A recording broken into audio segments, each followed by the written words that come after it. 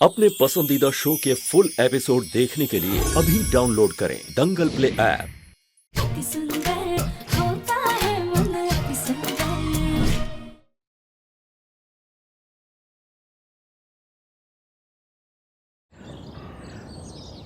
ठीक है, हम आपको एक मौका दे रहे हैं, लेकिन ये आपका आखिरी मौका होगा। थैंक यू सो मच, आपने हमें ये मौका दी। Thank you. चलिए।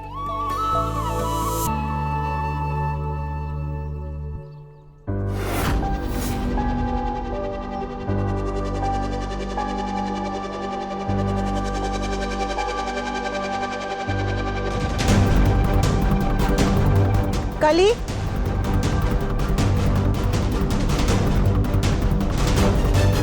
बच्ची को अंदर लेकर के जाओ। लेकिन ये काम तो चमक जी का है। हाँ हम लेते। तुम तो बच्ची को हाथ भी मत लगाना।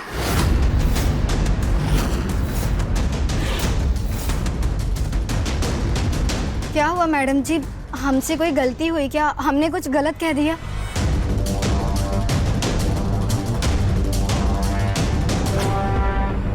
कौन हो तुम चमक? इस घर में क्या करने आई हो? हम बच्चे की नैनी हैं, उसकी देखभाल करने आए। तो फिर हमारे घर के मामलों में बोलने का हक तुम्हें किसने दिया?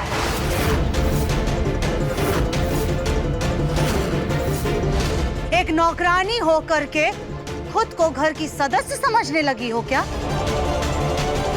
परिवार का हर एक सदस्य चुप था। तुमने किस हक से राधिका की पैरवी की? हमारे निजी मामलों में दखल देने की हिम्मत भी कैसे हुई तुम्हारी? मैडम जी, हमने वही किया जो हमें सही लगा। चुप, बिल्कुल चुप। तुमने वो किया जो तुम्हारे लिए सही था। तुमने बच्ची को इसलिए जाने से रोका ताकि तुम्हारी नौकरी ना चली जाए। अगर बच्ची घर से चली जाती ना, तो तुम्हारी नौकरी भी चली जाती। बिल्कुल सही कहा तुमने सुजाता। माँ, ये मुझे तो समझ ही नहीं आ रहा कि आप इतना गुस्सा कर क्यों रही हैं। वो लोग गौरी को ले जाने वाले थे, अगर इसने हेल्प की है हमारी तो इसमें गलत क्या है? माना कि राधिका की तबीयत सही नहीं चल रही है, इसी वजह से हो रही है बेचारी से गलतियां, लेकिन इसका मतलब ये थोड़ी है कि वो गौरी से प्यार नहीं करती। वो बहुत प्यार करती है गौरी से।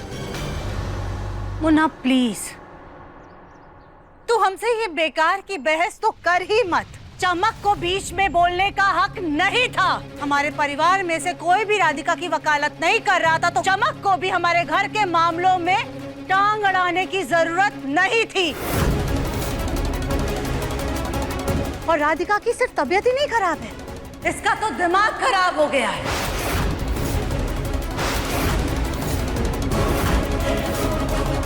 इससे तो अच्छा होता कि अनाथ आश्रम वाले बच्ची को अपने साथ ले जाते। ये महारानी अनाथ आश्रम की सीढ़ियों पर बच्ची को यूं ही छोड़ करके अकेला चली आई थी।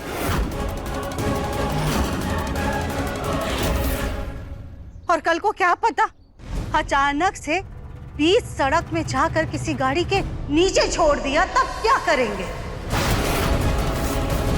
माँ, मुन्ना, अगर अपने बच्चे को कुछ भी हो जाता है ना, कोई बड़ी से बड़ी बीमारी भी हो जाए, तो भी माँ बाप समाज के सामने लोगों के कंधे पर अपना सर रख करके चार आंसू बहा लेते हैं। लेकिन यही अगर किसी गैर के बच्चे को खरोच भी आ जाए ना, यही समाज उंगली उठाने से बाज नहीं आता है।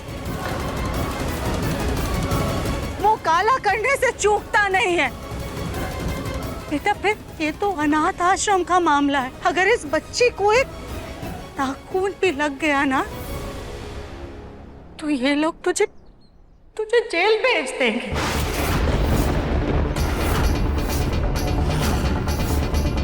तू इस लड़की की बेवकूफियों की सजा भुगतने के लिए क्यों मरा जा रहा है? अरे इसे बच्ची नहीं संभाली जा रही है तो उसे वापस दे आ जा करके।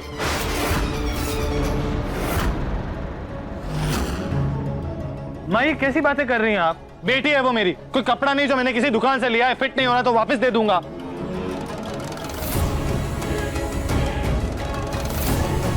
लेकिन राधिका के लिए ये बच्ची बाजार से लिया हुआ कपड़ा या दुकान से लिया हुआ खिलौना ही है। तभी तो ये इस बच्ची की इतनी बेकदरी करती है। माँ जी प्लीज हमें एक और मौका दे दीजिए, हम वादा कर। बस राधिका, तुम तो अपना मुंह बंद ही रखो। तुम्हारे पागलपन की कोई हद ही नहीं रह गई है। अरे तुम अपने बच्चे की जगह किसी गैर का बच्चा उठा करके ले आई। अपनी बच्ची को तुमने यूं ही फेंक दिया। कोई भी ऐरा गैरा आ करके हमें बच्चा चोर कह करके जा रहा है। हमारे परिवार पर गैर जिम्मेदारी और गिरा हुआ होने का आरोप लगा रहा है। राधिका, अपने पागलपन के चलते और कितनी बेइज्जती करवाओगी हमारी, और कितनी लोगों की बातें सुनवाओगी हमें। तुम में अगर थोड़ी सी भी शर्म और गैरत बची है ना, जा कर के बच्ची को वापस दे आओ और किसी अच्छे डॉक्टर से अपने दिमाग का इलाज करवाओ।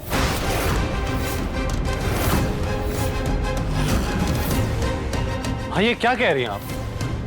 माँ जी, मुन्ना के पापा, आप ही लोग बताइए कि क्या हम कुछ गलत कह रहे हैं? हम और कविता भाभी भी तो माँ हैं। हमने भी तो बच्चों को पाल पोस कर बड़ा किया है। माँ जी, आपने खुद अपने दोनों बच्चों को इतनी अच्छी परवरिश दी है। क्या आप गलती से भी कभी अपने बच्चे को छोड़कर किसी गैर का बच्चा उठाकर लाई है? और राधिका बहू, हमने तो बच्चा पैदा करते ही घर का सारा काम करना भी शुरू कर दिया, लेकिन आज तक एक भी सुई इधर से उधर तक नहीं हुई। तुम्हें तो पली पलाई रेडीमेड बच्ची भी मिल गई है, फिर भी तुम्हारा दिमाग खराब हो रखा है। क्यों सुजाता? सही कहा ना मैंने? बिल्कुल सही कहा भाभी आपने। राधिका को कोई साधारण सर्दी खांसी जुकाम नहीं हुआ है, बल्कि इसे तो दिमागी बीमारी हुई है। इसे किसी सहानुभूति की नहीं, बल्कि पागल खाने की जरूरत है।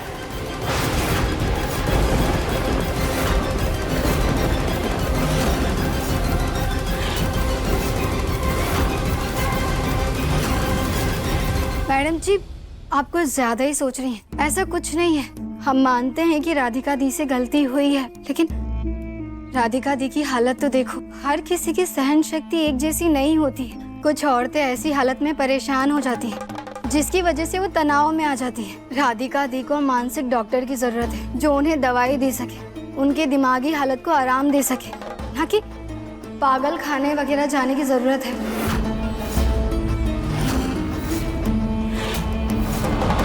तुम फिर बीच में बोल पड़ी।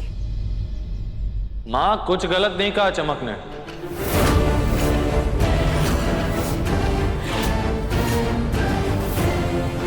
मानता हूं कि राधिका को दिमागी दिक्कत हो सकती है। अगर ऐसा होगा भी तो हम उसका प्रॉपर इलाज करवाएंगे ना। ऐसा तो नहीं होता कि अगर किसी को थोड़ी सी भी दिमागी दिक्कत हो, कोई भी दिमागी तकलीफ हो, तो उसे सीधा पागलखाने भेज देना चाहिए।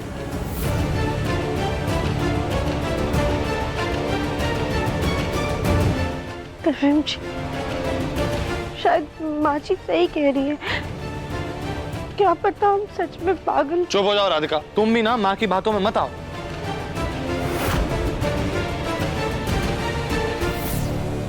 अगर कोई भी दिक्कत होगी ना तो अच्छे से अच्छे डॉक्टर के पास जाएंगे, अच्छे से अच्छी ट्रीटमेंट करवाएंगे। लेकिन तुम ये घर छोड़कर कहीं नहीं जा रही।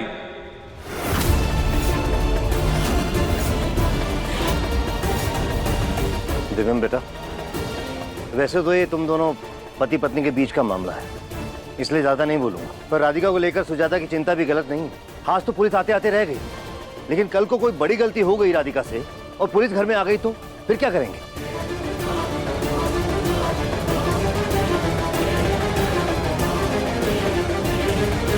मैं समझता हूँ, लेकिन आप प्लीज चिंता मत कीजिए। दादी, पापा, मैं हूं ना, मैं सब कुछ संभाल लूंगा, कुछ नहीं होगा।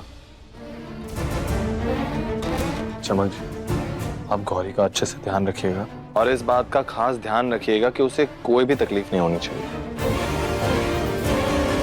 सिर्फ बच्ची का ख्याल रखना, हमारे घर के मामलों में नाक फंसाने की जरूरत नहीं है।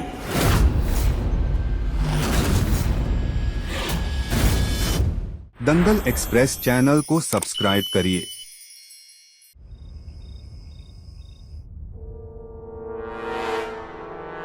अच्छा वह सो गई, जान छूटी।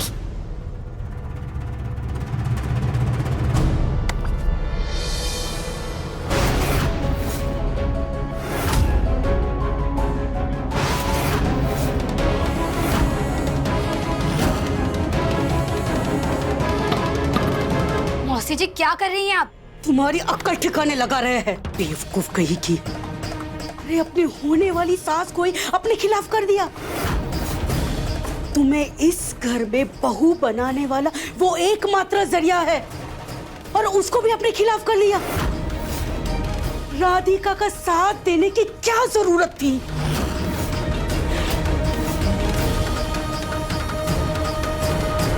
मौसी जी बहुत भोली हैं आप। क्या मतलब? मौसी जी, अगर होने वाला पति मुट्ठी में हो तो होने वाली सास की चापलूसी करके क्या फायदा? चमक दमक के। शायद आपने ध्यान नहीं दिया, दिव्यम जी ने अपनी माँ की बात काटी और हमारा साथ दिया, हमारी हाँ में हाँ मिलाई। हम उनकी नजरों में सिर्फ नैनी नहीं, उससे बढ़कर है। तो अगर होने वाली सास की नजरों में गिर जाए तो क्या फर्क पड़ता है? दिव्यम जी की नजरों में चढ़े हैं हम। वो अगर मुट्ठी में आ गए तो इस घर में आने का रास्ता भी साफ हो जाएगा। वाह रे चमक, तो बढ़िया दिमाग पाई है। लेकिन याद रखना, दिव्यम को पटाना आसान नहीं है। मौसी जी, अपनी भतीजी को इतना छोटा मोटा खिलाड़ी समझाए क्या? चमक की चमक से आज तक कोई बचा है जो अब बच पाएगा? चमक,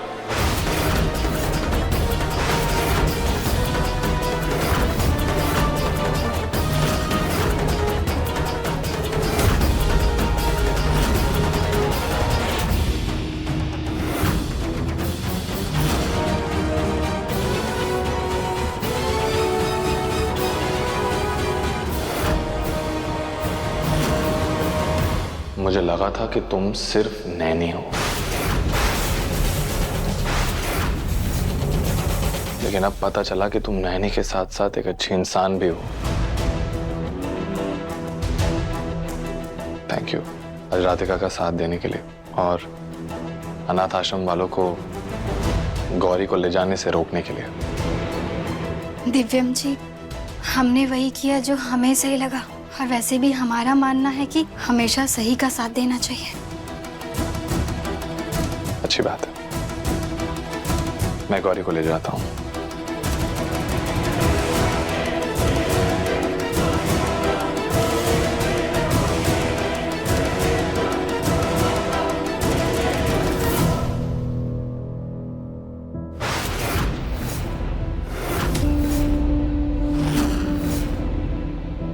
ये दूध की बोतल यहाँ नीचे कैसे गिरी?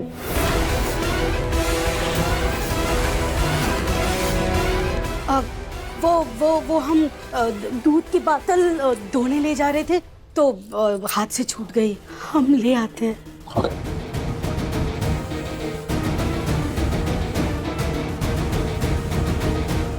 देखा मौसी जी, चमक का कमाल।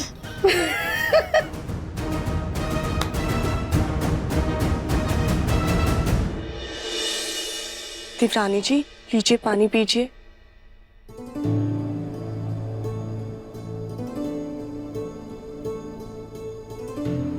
दिव्रानी जी, आप ज्यादा अपने दिमाग पे जोर मत डालिए। भोलेनाथ की कृपा से गौरी बिल्कुल ठीक है। जो हो गया उसे भूल जाइए और आगे बढ़िए। अभी पर हम ना अनाथ आश्रम की तरफ गए ही नहीं थे। हम वो हो ही नहीं सकते, हमारा यकीन कीजिए। देवरानी जी, हम आपकी बात समझ रहे हैं, हमें आपकी बात पर पूरा यकीन है, लेकिन ये तो सोचने वाली बात है ना, आखिर वो औरत थी कौन और उसने ऐसा क्यों किया? किसका डील डॉल आपसे मिलता जुलता होगा? अभी ये तो हमें भी समझ में नहीं आ रहा है। कभी कभी तो हम ये सोचने पे मजबूर हो जाते हैं कि कहीं सच में हमारा दिमाग। राधिका, तुम ना प्लीज ये बेकार की बातें करना बंद कर दो।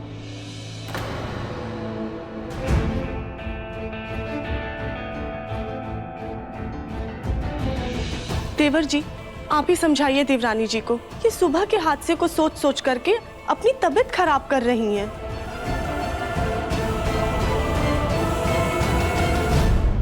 देवरानी जी, हम चलते हैं, आप अपना ध्यान रखिए।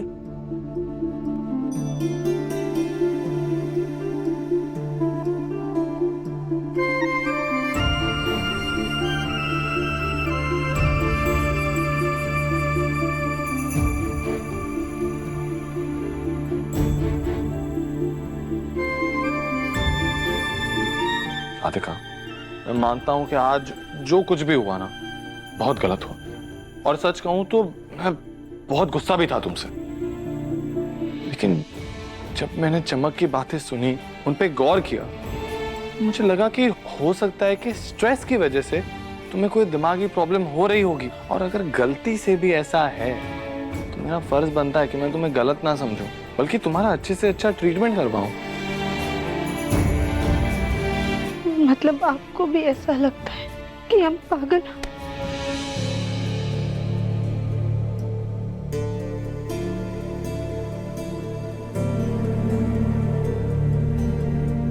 नहीं राधिका, ऐसा कुछ नहीं है।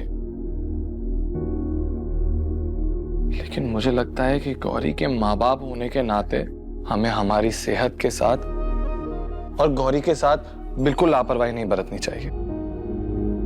राधिका, हम अपने आप को कितना ही समझा ले, कितनी प्यारी प्यारी बातें क्यों ना कर ले, लेकिन पिछले कुछ दिनों में जो कुछ भी हुआ है, खास करके आज जो हुआ, उसे हम नजरअंदाज तो नहीं कर सकते ना राधिका।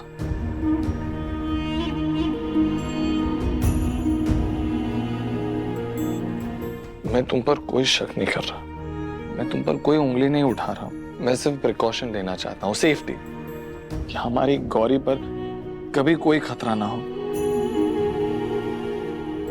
और वो अनाथ आश्रम वालों को एक भी मौका ना मिले कि वो हमारी बेटी को हमसे दूर कर दे।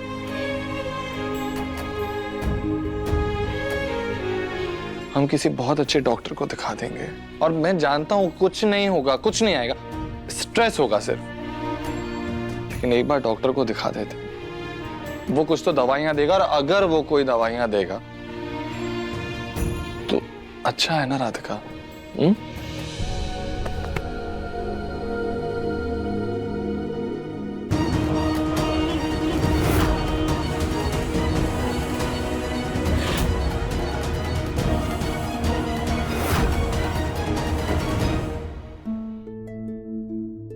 जी, हम आपकी बात समझ रहे हैं, हम भी ठीक होना चाहते हैं, कोई गलती नहीं करना चाहते, और तो और एक अच्छी माँ बनना चाहते हैं।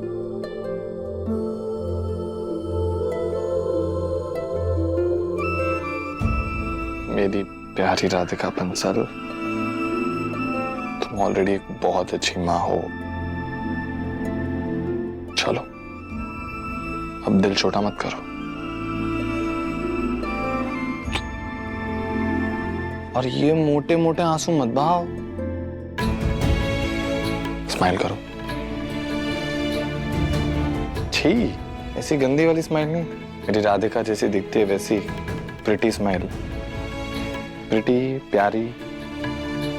चलो करो करो करो, smile smile smile smile smile.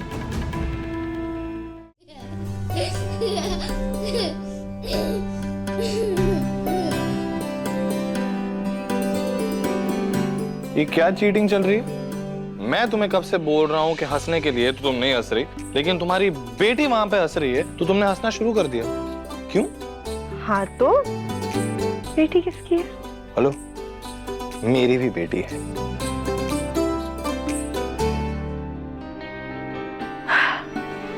बिल्कुल सही कहा आपने, आपकी ही बेटी है। एक सेकंड।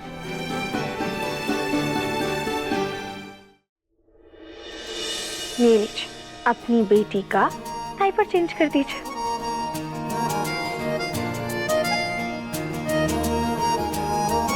लीजिए।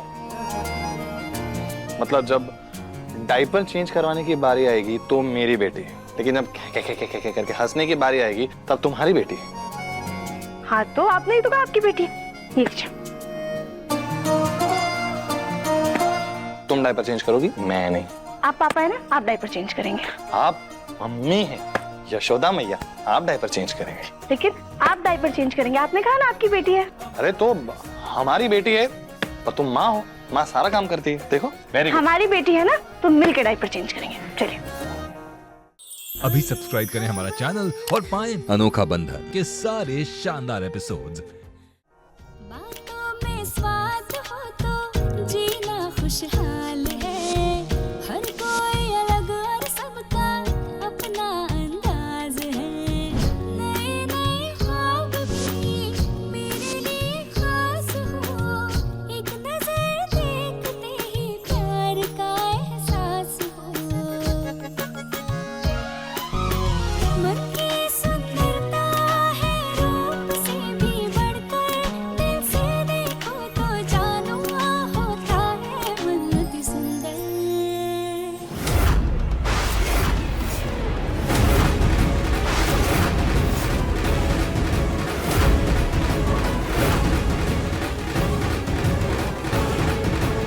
इस बच्ची को तो हम घर से नहीं निकाल पाए, लेकिन राधिका तुम्हें हम घर से जरूर निकाल कर रहेंगे।